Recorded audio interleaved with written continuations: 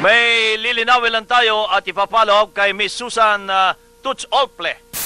Joining us on Hot Copy, Susan Ople. Joining us on this episode is Miss Susan Ople. Susan Toots Ople. And for our discussion tonight, we're joined in the studio by Susan Ople. Anak ni dating Labor Minister Blas Ople na si Susan Toots Ople.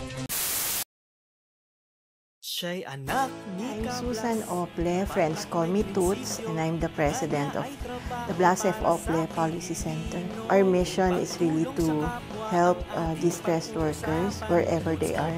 Parang puntahan kami ng mga OFWs at mga pamilya ng OFWs na wala nang ibang mapuntahan. We serve as the bridge between the OFWs, their families, and different branches of government because we will make sure that government will do its best. I am in perpetual learning mode kasi kung hindi ko alam ang sitwasyon, yung motivation to fight, wala eh.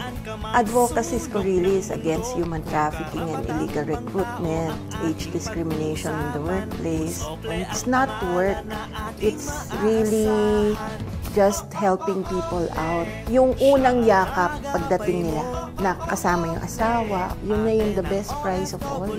To be called a global Pinoy is actually a tribute to the real global Pinoys who are the OFWs.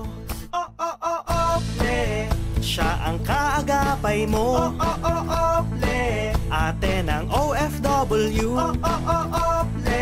Sigurado ang trabaho, siya'y makamanggagawa. Kay Toots Ople tayo, disenteng trabaho para sa Pilipino. Ako ay si Susan Toots Ople, tumatakbo bilang katangi-tanging senatorial bet ng Nationalista Party.